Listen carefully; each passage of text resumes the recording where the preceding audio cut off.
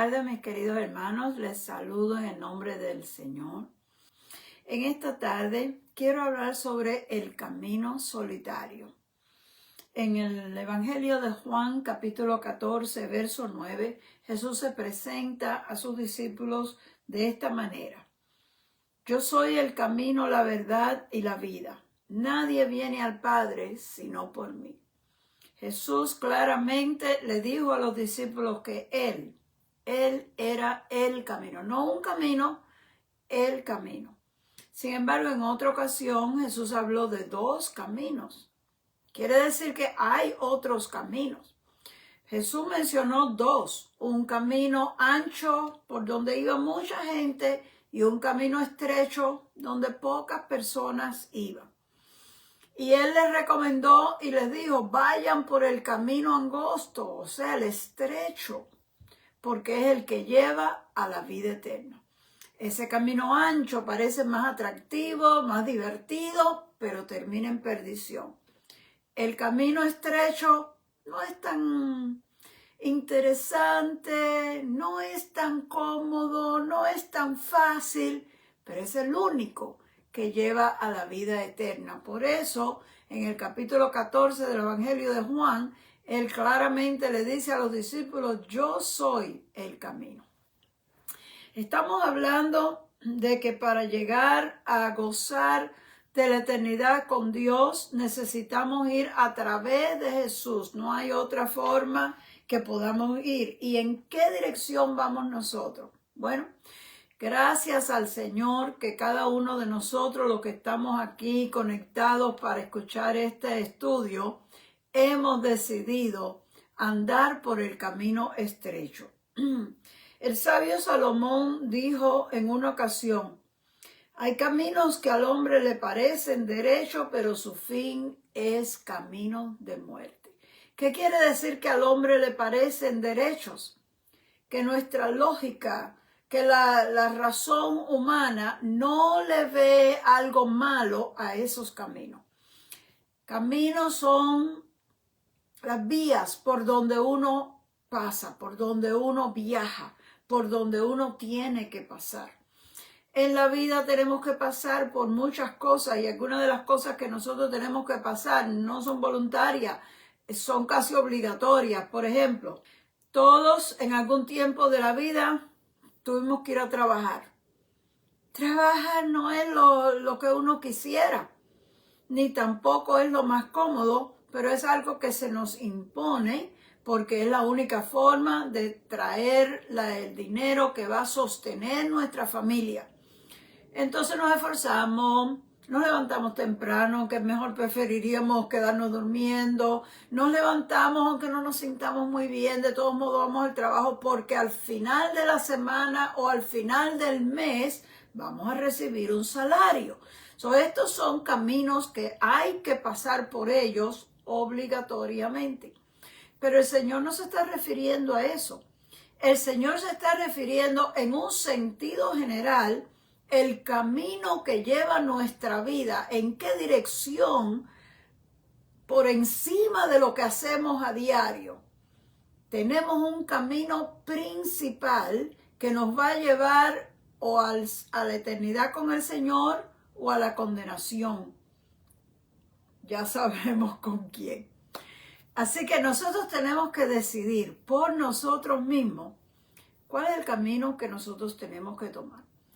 Gracias al Señor que a estas alturas ya nosotros hemos hecho esa buena decisión, pero tenemos hijos, nietos y a veces hasta bisnietos que todavía están en esa encrucijada, que ven las cosas, como dice el sabio Salomón, caminos que le parecen derechos, cosas que ellos no le ven que tienen nada de malo, cosas que parecen lógicas, parecen razonables y ellos se encaminan en diferentes direcciones. Y hay que tener mucho cuidado y nosotros los que tenemos un poco más de experiencia, con sabiduría, tenemos que enseñar a nuestros hijos y a nuestros nietos a hacer la buena elección y mantenerse en el buen camino. Porque resulta que el mal camino casi siempre es más atractivo. Y el buen camino parece más difícil y no dan tantos deseos como lo malo. Hay un decir que lo malo es más fácil, es más contagioso y se pega, como que uno se inclina hacia eso. Porque también nuestra naturaleza humana es una naturaleza caída. A menos que nos hayamos entregado al Señor y realmente ya el Señor dirige nuestras vidas y hemos aprendido a seguir la dirección del Señor, la mayoría de la juventud tiene más inclinación a lo malo y le atraen las cosas del mundo porque parecen ser más interesantes. Entonces la mente humana en ocasiones aprueba cosas que no están bien.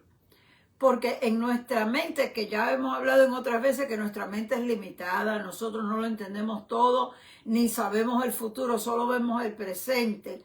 Por eso nuestra mente se equivoca. Nosotros los seres humanos, todos nos podemos equivocar y tomar una decisión mala, pero no con mala intención, lo hacemos por equivocación. Por eso también Salomón nos aconseja: fíate de Jehová con todo tu corazón. Esa palabra fíate quiere decir confíate, confía en el Señor con todo tu corazón y no te apoyes en tu propia prudencia. ¿Por qué? Porque nuestro propio razonamiento puede que esté equivocado. Porque nuestro propio conocimiento puede que no alcance a darse cuenta de lo que va a suceder después, pero Dios sí lo sabe. Esa palabra prudencia está bien interesante, porque si nosotros miramos qué significa la palabra prudencia, según el diccionario, dice que es el arte de pensar antes de actuar y de tomar buenas decisiones. Así que es importante ser prudente, es bueno ser prudente, pero ni siquiera la prudencia nuestra es perfecta, porque como seres humanos no somos perfectos. A fin de cuentas, no podemos asegurarnos de nosotros mismos, tener confianza en nosotros mismos, porque ya conocemos, porque ya tenemos experiencia, porque hemos vivido mucho. No. Siempre tenemos que agarrarnos de Dios y estar conscientes que como seres humanos es posible que nos equivoquemos, es posible que no veamos la realidad como Dios la ve y por lo tanto podamos cometer un error en decisiones. Y ahí mismo, en ese mismo verso que Salomón hace esa instrucción o recomendación, sigue diciendo: reconócelo en todos tus caminos y Él enderezará tus veredas. Si nosotros siempre que vamos a hacer algo, buscamos la dirección de Dios primero, eso es lo que quiere decir reconócelo en todos tus caminos. Tu camino es lo que tú vas a hacer, por donde vas a andar. Antes tú le preguntas al Señor, consultas a Dios, como hacía el rey David, siempre consultaba con Dios antes de hacer nada. Aunque por lógica fuera nosotros decimos lo lógico, lo razonable. Si te atacan, tú tienes que atacar rápido. No, él antes lo estaban persiguiendo y él antes iba a consultar con el Señor. Le decía: Señor, saldré a la guerra, Señor, ¿debo de hacerlo o no? Y hasta que Dios no le dijera que sí, que estaba ok, que él aprobaba eso, él no se movía. Y nosotros tenemos que aprender eso. No apoyarnos de lo que nuestra capacidad mental nos dice, sino siempre reconocer a Dios. Porque Él puede, dice, enderezar tus veredas. Quiere decir, el camino va en esta dirección, pero por aquí yo veo una vereda, un atajo, un caminito que yo pienso: bueno, pero si cojo por aquí llego más rápido y empiezo a caminar por aquí. Pero si yo soy una persona que acostumbro a orar y buscar dirección de Dios y yo estoy viendo ese caminito y digo: bueno, pues claro, mi lógica me dice que por aquí voy a llegar más rápido, y empiezo a caminar por ahí, el Señor rápido empieza a redarguirme: ten cuidado, te vas a desviar, ese caminito es peligroso. Y si yo sé seguir la dirección del Señor, el Señor endereza mi vereda para volverme a llevar al camino correcto. Fíjese qué importante es que nosotros pongamos al Señor primero. ¿Y por qué será que el Señor ilustró este concepto del camino que lleva al cielo, diciendo que el camino que lleva a la vida eterna es estrecho, mientras que el otro es ancho? ¿Por qué Él habrá dicho eso? Yo veo dos razones importantes por qué el Señor dijo eso. Primero, porque seguir al Señor es un camino que requiere de nosotros sacrificio. El Señor claramente le dijo un día a los discípulos: si alguno quiere seguir en pos de mí, quiere decir, quiere seguir detrás de mí, quiere seguir el camino que yo estoy llevando, niéguese a sí mismo, tome su cruz y sígame. Esto no es cuestión de rápido, ok, pues yo me voy. Esto es cuestión de que si tú quieres seguir al Señor, hay dos cosas que Él está requiriendo. Y la primera es negarse a uno mismo. Negarse quiere decir que no. ¿A qué tenemos que decir que no? ¿Qué querrá decir que hay que decirnos que no a nosotros mismos? Bueno, sí, precisamente eso mismo es lo que quiere decir.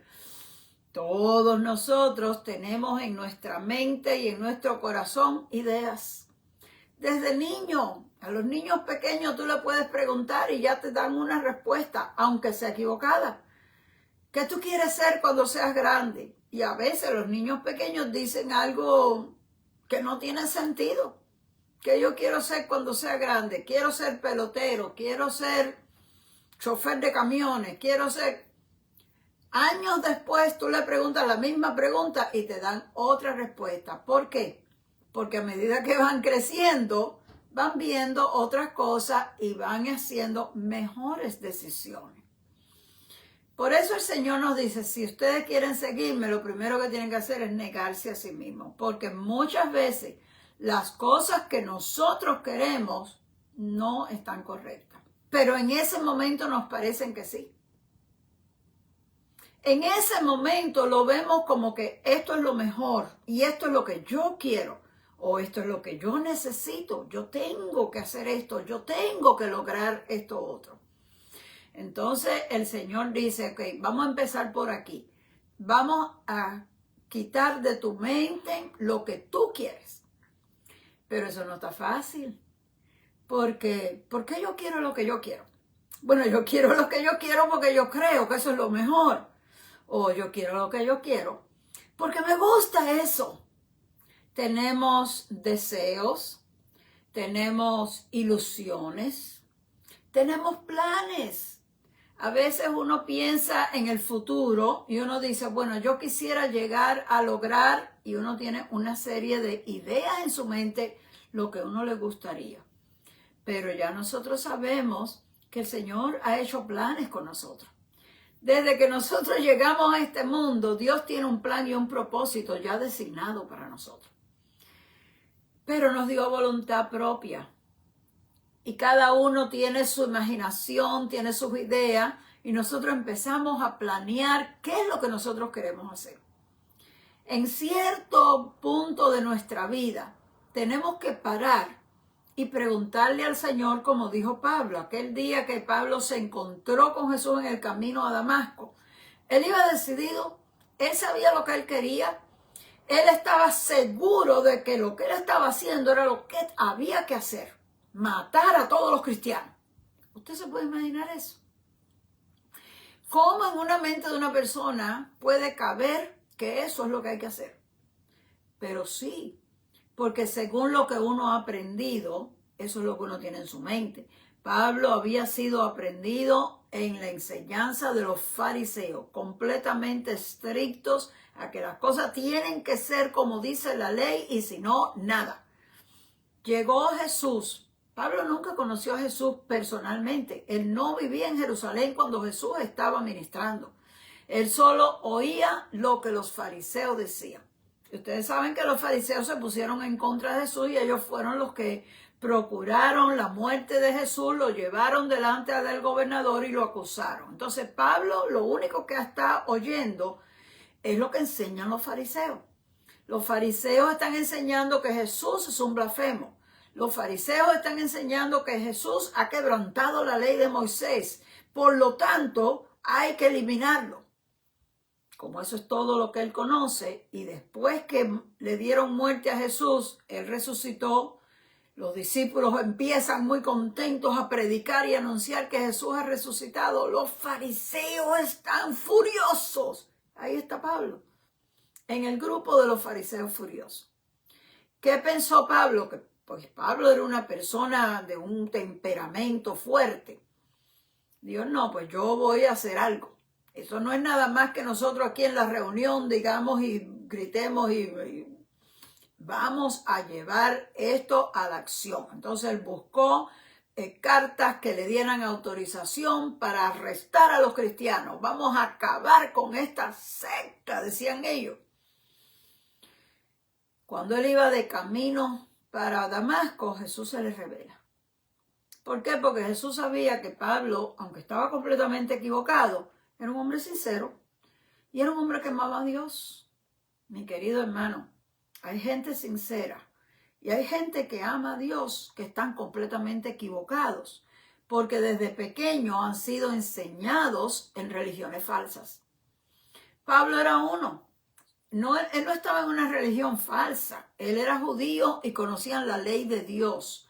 Pero estaba en un grupo de personas, los fariseos, que no aceptaron la enseñanza de Jesús y se pusieron en contra de Jesús. Por lo tanto, aunque lo que ellos estaban defendiendo era la ley de Moisés la dio Dios. No hay nada de malo con la ley de Moisés.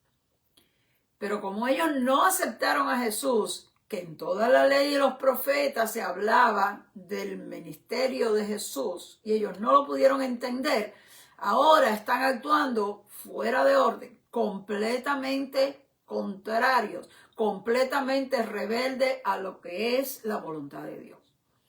Entonces Dios ve un hombre con corazón sincero, pero completamente equivocado, y Dios tiene un mejor plan para la vida de Pablo.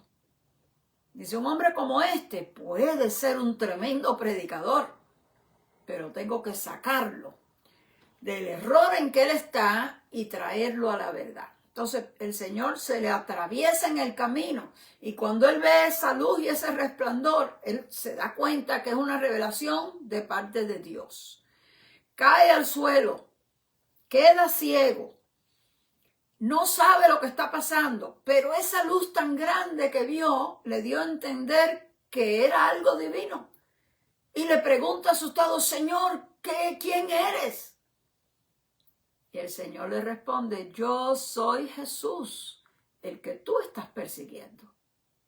Pero resulta que él creía que Jesús se murió. Lo mataron. Él no podía creer que resucitó. Él creía que eso eran mentiras de los discípulos. Y ahora Jesús mismo le está hablando. Eso fue un impacto tan fuerte en la vida de Pablo que ahí mismo dejó todos sus planes. Y la próxima pregunta es, Señor, ¿qué tú quieres que yo haga? Rendición total. Cuando salió para Damasco, él sabía lo que él quería hacer.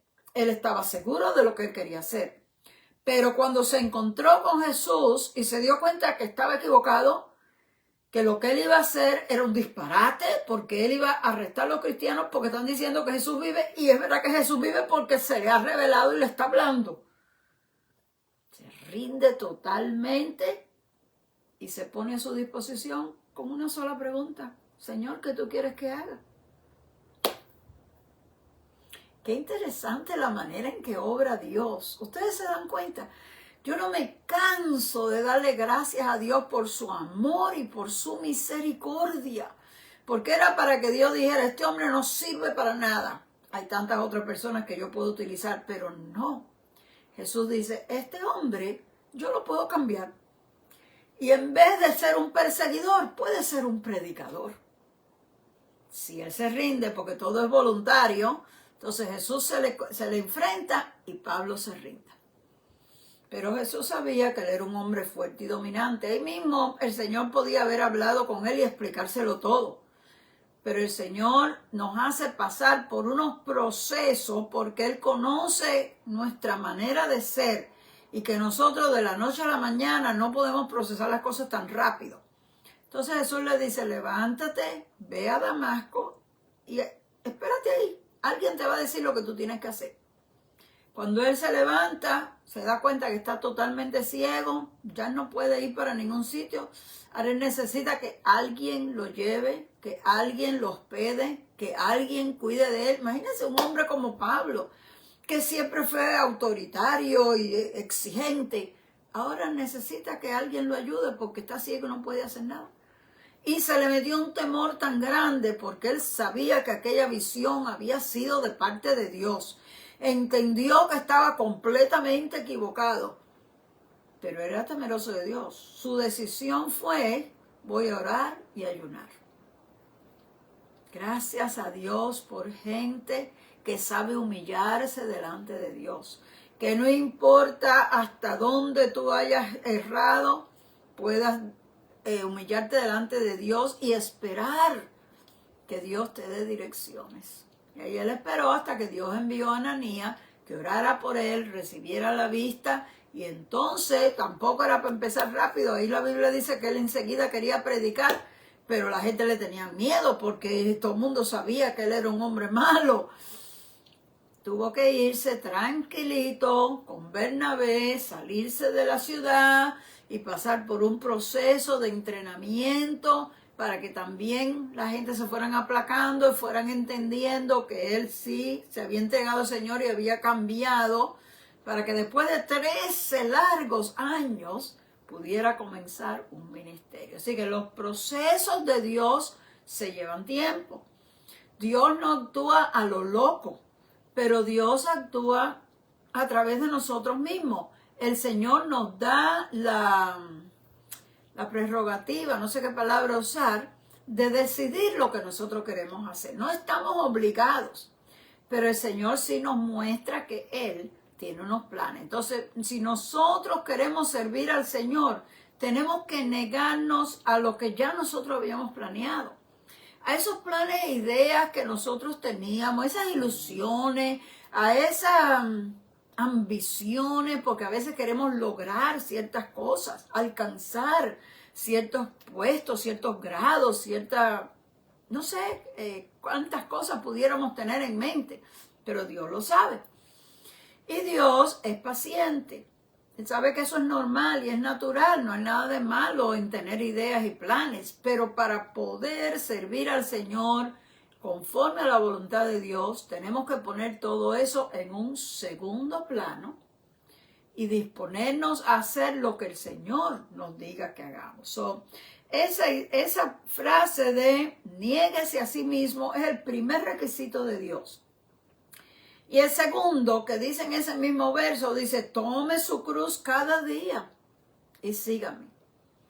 Ese a veces no lo entendemos muy bien, porque cuando leemos eso, pues nos recordamos que Jesús murió en la cruz, pero el Señor no dijo, tomen mi cruz y sígame. Dice, tome su cruz y sígame cada uno. Quiere decir que cada uno de nosotros tiene una cruz, pero no es una cruz física como la que Jesús tuvo que cargar.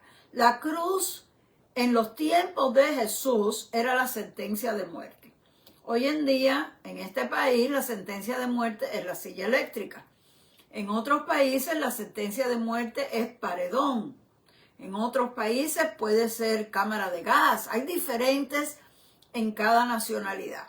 Pero en el tiempo de Jesús, la condena mayor que se le daba a los peores criminales era morir en cruz, crucificado. Entonces, ¿qué querrá decir que nosotros tomemos nuestra cruz? La cruz representa muerte. Quiere entonces decir que nosotros tenemos que morir a la carne.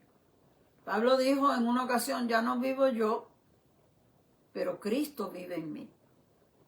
Y también en otra carta a los romanos, él le explica que el bautismo es como un símbolo de haber sido sepultados con Cristo y resucitados al salir de las aguas. Eso nos está hablando de que el cristiano, cuando se entrega al Señor, tiene que morir al viejo hombre. ¿Qué cosa es el viejo hombre? El viejo hombre es la vieja manera de ser. Las malas costumbres, los hábitos feos, los pecados, los vicios, todas las cosas de la vida del pasado tienen que morir completamente. Al morir quiere decir que tienen que morir esas cosas. No estamos hablando de la muerte física de una persona, estamos hablando de hábitos, costumbres y pecados, cosas que están mal, pero que las hacíamos antes. Y morir quiere decir dejar de hacerlas. Morir quiere decir olvidarse de eso y comenzar una vida nueva. Porque eso fue lo que el Señor le explicó a Nicodemo cuando le dijo, es necesario nacer otra vez. Y el que no naciere de agua y del Espíritu no puede ver el reino de Dios. Entonces, el nacer, ¿cómo vamos a nacer otra vez? Es porque hemos muerto a la vida. O sea, morimos a la vida del pasado y nacemos a una vida diferente con el Señor. La idea de morir a la vida del pasado y la idea de poner nuestros planes y nuestros deseos en un segundo plano para que el Señor sea lo primero en nuestra vida, no es fácil. Y solamente por eso hay algunas personas que prefieren no seguir al Señor, se cansan, se rinden, no, les parece que está muy difícil.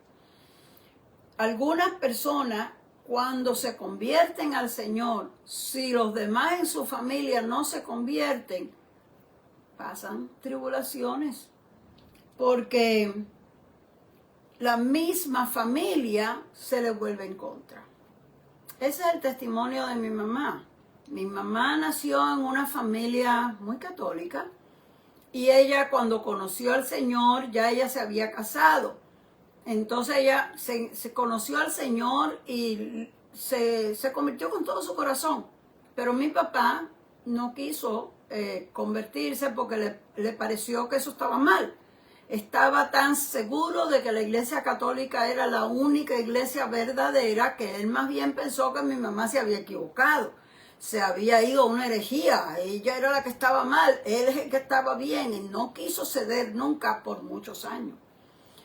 También, bueno, al principio ni siquiera quería que ella fuera a la iglesia, pero cuando al fin la dejó que fuera, le dijo, bueno, te voy a permitir que tú vayas, pero a mis hijos no me los lleves allá ni me les enseñes nada. Quiere decir que aunque mi mamá pudo empezar a servir al Señor, ella no podía enseñarnos a nosotros ni llevarnos a nosotros a la iglesia.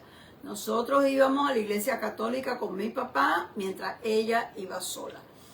Servir al Señor no siempre es fácil. Si los demás en la familia no se entregan, el que quiere servir al Señor encuentra muchas dificultades. En el caso de mi mamá, ella se decidió y no le importó tener que hacerlo sola y siguió aunque fuera difícil. Pero yo he oído muchas personas que van a la iglesia un tiempito y dejan de ir y cuando uno trata de acercarse le dicen, no, es que como mi familia no quieren ir, es que como mi esposo no le gusta, es que esto, es que mis hijos, y ponen a la familia como pretexto para no seguir el camino del Señor.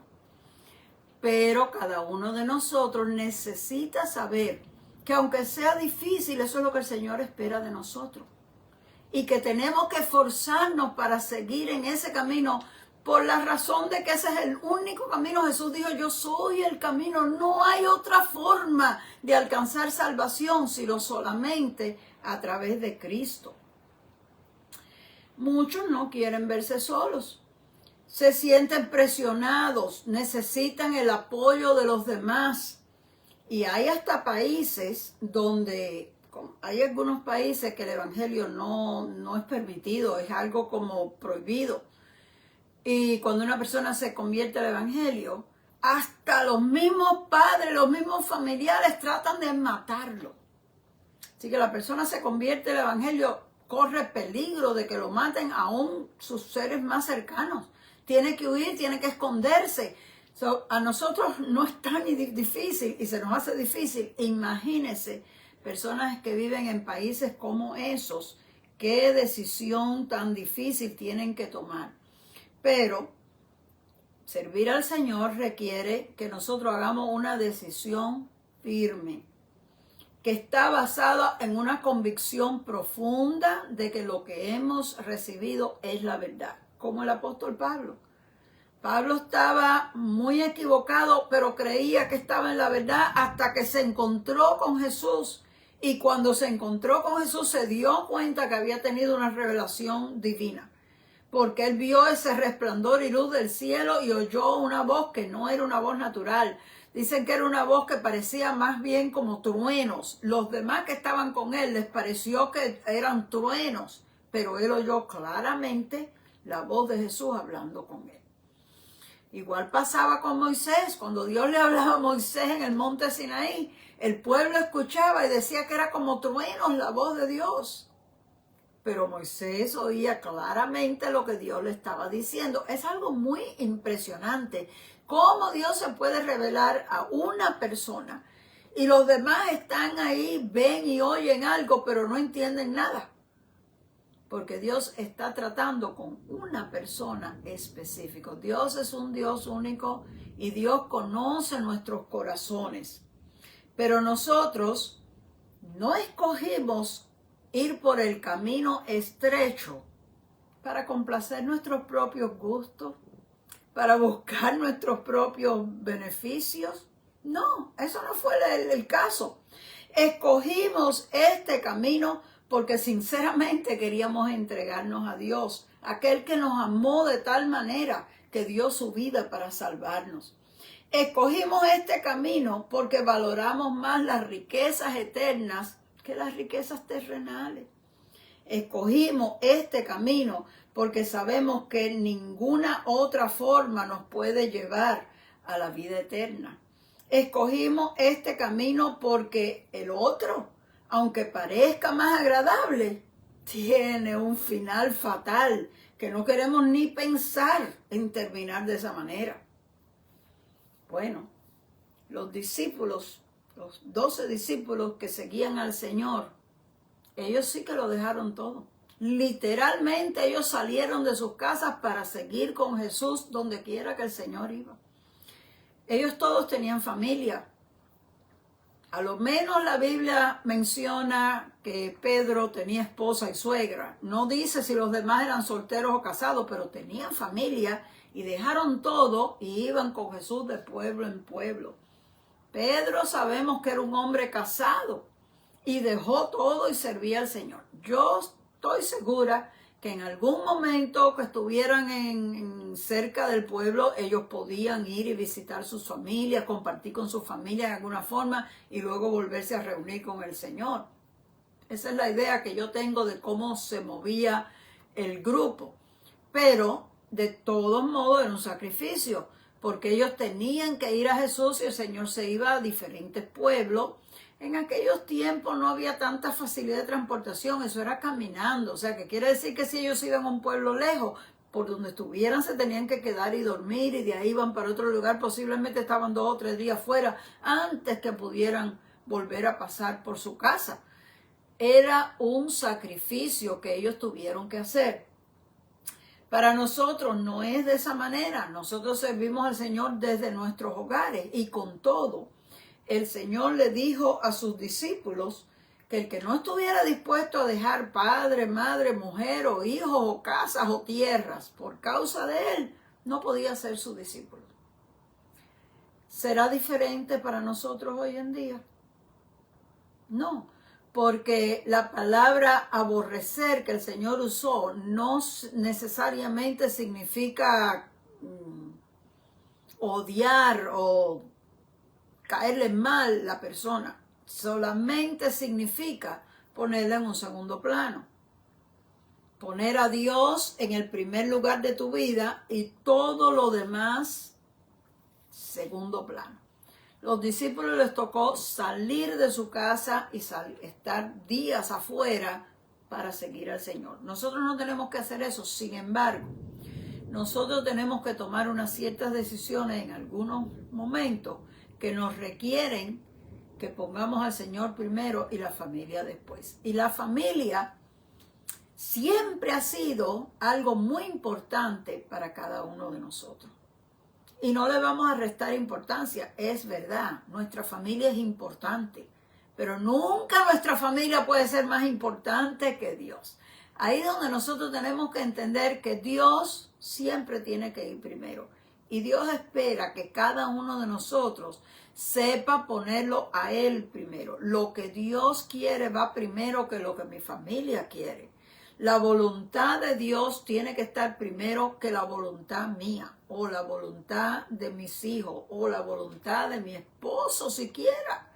La voluntad de Dios para mí tiene que ser lo más grande, lo más importante, lo más necesario que yo tenga para mí. Bueno, a Pedro y a Juan, servir al Señor, después que ya el Señor se había ido y les tocó a ellos predicar, les tocó ser encarcelados, ser maltratados, ser amenazados, pero ninguna de esas cosas los intimidaban a ellos. Al apóstol Pablo, después que él pasó su proceso y comenzó su ministerio, tampoco se le hizo muy fácil. Le costó que la gente se le pusieran en contra. En una ocasión hasta lo apedrearon hasta que lo dejaron, que ellos creyeron que lo habían matado. En otra ocasión lo arrestaron y le costó estar preso por una buena cantidad de tiempo. No solamente los discípulos se les fue difícil, los diáconos también. Esteban era diácono y por estar predicando al Señor lo agarraron y lo apedrearon. A Esteban le costó hasta su vida, pero hasta el último momento le fue fiel al Señor. Quiere decir que nosotros hoy en día necesitamos hacernos fuertes y reconocer que aunque servir al Señor en algunos momentos, porque no es siempre, pero en algunas ocasiones puede ponernos en una situación difícil, nosotros tenemos que estar preparados para aceptar esas situaciones difíciles que nos toquen pasar. Porque el segundo requisito que el Señor le puso era que tomaran su cruz y entonces lo siguieran. Seguir al Señor no es vamos detrás del Señor corriendo, saltando y brincando bien contentos. Vamos cargando una cruz. Cargar una cruz nos hace caminar quizás un poco más despacio, con más trabajo, porque llevamos algo que pesa. La cruz es algo que pesa. La cruz es algo que no nos gusta. En la vida de nosotros siempre hay algo que es difícil, hay algo que no nos gusta y hay algo que nos hace difícil poder caminar como nosotros quisiéramos. A veces quisiéramos correr y sencillamente tenemos que ir ahí despacito porque vamos cargando una cruz. Y cargar una cruz, el Señor dijo que era cada día, no es de vez en cuando. No es que algunas veces yo voy a vivir como un cristiano debe de vivir, pero otras veces me puedo salir por mi cuenta y hacer lo que yo quiera. El Señor no quiere discípulos part-time. El Señor quiere discípulos que lo sigan siempre, que todos los días y donde quiera que estén puedan dar testimonio y la gente pueda ver que realmente vivimos para el Señor.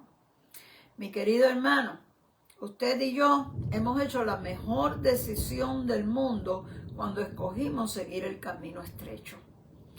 No hemos decidido seguir este camino, aunque está estrecho, lleno de piedras, que son las dificultades y los obstáculos que encontramos a través de la vida. Pero lo hemos hecho porque sabemos que Dios va a estar con nosotros y que Él nos va a fortalecer hasta sostenernos si es necesario para que nosotros podamos llegar hasta el final. No tenemos que tenernos pena de nosotros mismos. Ay, porque yo estoy sirviendo al Señor y esto es tan difícil. No debemos de tener una actitud así. Al contrario, debemos de servir al Señor con gozo. Dice el Salmo 100, servir a Jehová con alegría. Porque sabemos que las aflicciones de este tiempo presente no se pueden comparar con la gloria venidera que en nosotros se va a manifestar. Por lo tanto, nos hemos decidido a caminar este camino, aunque sea solitario, aunque otros en nuestra familia no quieran seguirlo, aunque nos critiquen, aunque hablen mal o se burlen de nosotros, porque sabemos que Dios está con nosotros. Si Dios es con nosotros, ¿qué importa el que no esté con nosotros? Dios va a ir a nuestro lado, nos va a ir guiando paso a paso hasta que lleguemos al final. Fíjese, Pablo en una ocasión, ya estando preso, escribiendo una carta, le dice a Timoteo: en mi primera defensa, nadie estuvo conmigo, todos me desampararon, pero el Señor estuvo a mi lado y me fortaleció. Eso es lo que nosotros tenemos por seguro. Si otros alrededor nuestro no están con nosotros apoyándonos, de todos modos no estamos solos. El Señor está a nuestro lado y Él es el que nos da fortaleza y ánimo para que nosotros podamos seguir. Así que, querido hermano, sigue adelante. Tú has escogido el camino de la salvación y eso es una bendición. No es fácil, pero se puede. Porque Dios es el que nos da la fuerza y el que nos da el ánimo para superar todo lo que nos pasa en el presente. El secreto está que nosotros podamos confiar en el Señor porque Dios es bueno. El secreto está en que nosotros podamos creer en todas las promesas que el Señor nos ha dado y vivir por la fe en esas promesas. El secreto está en que nosotros podamos gozarnos en la esperanza de la vida eterna en vez de fijarnos en las dificultades del camino. Hay veces que lo que estamos es mirando las piedras y las espinas, pero hay que levantar la vista, mirar al horizonte y ver que al final de ese camino estrecho hay una gloria eterna esperándonos. Entonces tenemos que redirigir nuestros pensamientos hacia el galardón que el Señor prometió. Él le dijo a Juan: he aquí que yo vengo pronto y mi galardón conmigo para recompensar a cada uno según fuere su obra. Dios tiene galardones. Galardones quieren decir premios, recompensas para todos nosotros los que hemos servido al Señor. Entonces, en vez de estar mirando aquí alrededor de nosotros las cosas malas que pasan, vamos a levantar los ojos, extenderlos hacia la distancia y por la fe ver el galardón que el Señor tiene preparado para nosotros. Y caminar adelante decidido, como Pablo le decía a Timoteo: tú pues, hijo mío, sufre penalidades como buen soldado de Jesucristo. Pelea la buena batalla de la fe, echa mano de la vida eterna, a la cual asimismo fuiste llamado. No estamos en este camino para divertirnos o para entretenernos, sino para llegar al destino eterno. Y allí entonces es que nos gozaremos. Aquí nos va a tocar sufrir, nos va a tocar ser afligidos de diversas pruebas, dijo el apóstol Pedro, pero al final vamos a encontrar una mansión celestial. Vamos a encontrar una vida eterna, completo gozo, sin mezcla de ninguna clase de tristeza. Así que vale la pena sufrir ahora un poco para alcanzar la gloria eterna, la esperanza bienaventurada que Jesús nos prometió. Jesús dijo a sus discípulos: ¿de qué le vale a ustedes que se ganen el mundo entero y pierdan su alma? ¿O qué recompensa dará el hombre por su alma? Porque hay algunos que quieren ganar su vida y en vez la pierden. O sea, quieren lograr muchas cosas y hacer muchas cosas y pierden su vida.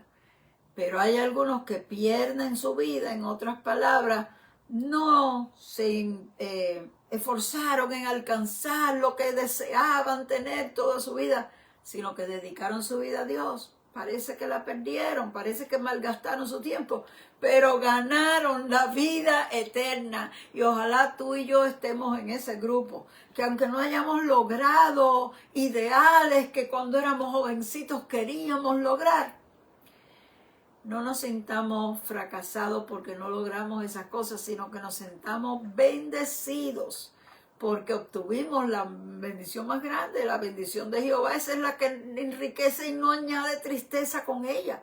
Alcanzamos la salvación y un día tendremos gozo eterno con el Señor. Mi querido hermano, gracias por conectarte, y si esta grabación ha sido de bendición para ti, pues yo te voy a pedir que la compartas para que otros también la puedan usar. Para mí es una bendición llegar a los hogares de ustedes, y es bueno que la palabra del Señor corra y sea glorificada. Hay personas que pueden recibir algo de esta palabra si tú la compartes en tu muro. Dios te bendiga. Yo soy la pastora Raquel Martínez.